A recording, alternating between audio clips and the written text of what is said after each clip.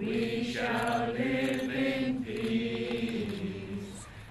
On a week with numerous events marking the 75th anniversary of the Nanjing Massacre across Canada, Chinese and Japanese elders came together on the country's west coast to commemorate the slaughter with a candlelight vigil earlier this week.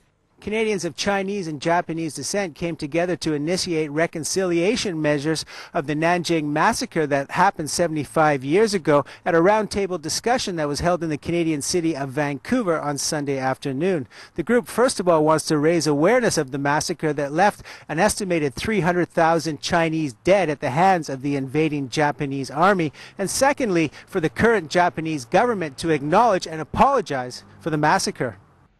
The candlelight vigil was held as a gesture of reconciliation for past wrongs and with the future hopes of justice for all.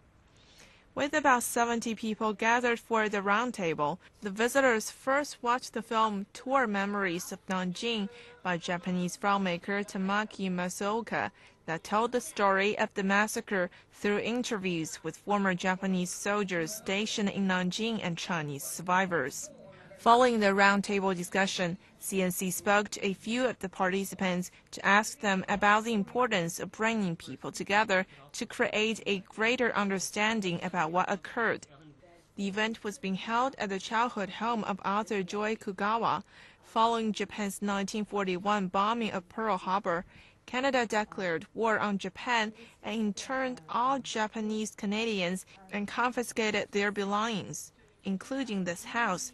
The house was later repurchased in 2006 and is now used for educational tours and reconciliation events.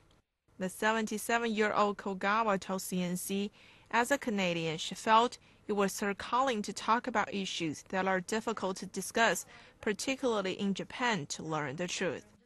This seems to me to be a calling that we have as Canadians to talk about issues that may not be so easy to talk about. Particularly in Japan. So as a person of Japanese ancestry, I feel it's a responsibility and a privilege and a calling to speak about whatever it was that was true. And I think there's almost nobody that will deny that it actually happened, although there may be a few people that do that.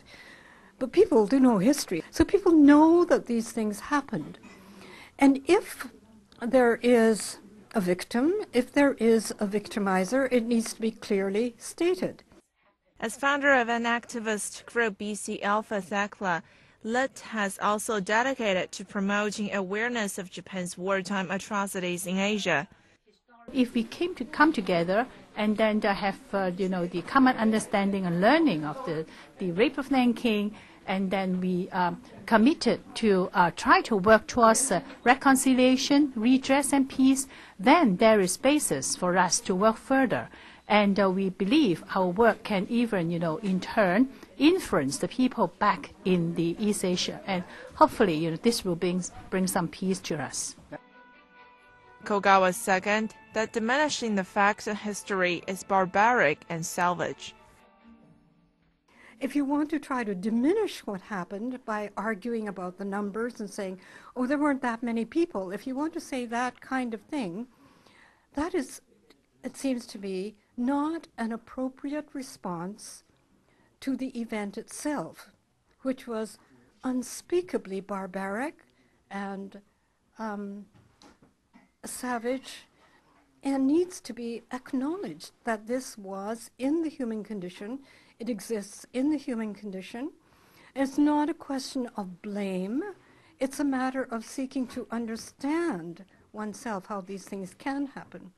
So here in Canada, we have the opportunity to seek that kind of understanding to ensure not only that this cannot happen again, but that after these things happen, they are not denied, and that reconciliation can in fact happen, and that out of that reconciliation, people who were estranged and whose energies were spent in that estrangement can work together for the issues that really matter today.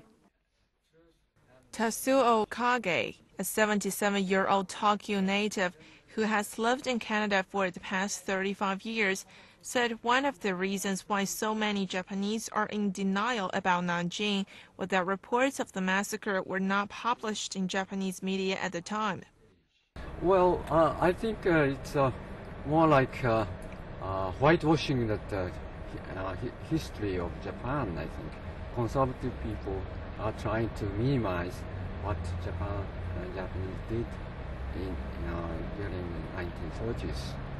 See, so I think there is some trends, and it is some historians and some journalists who are denying all sorts of things which Japanese army did during the war. 10 years later, when Japanese military officials were being tried for war crimes, post-war Japan was more concerned about food shortages, housing, and day-to-day living, and the reporting of the war crimes were limited.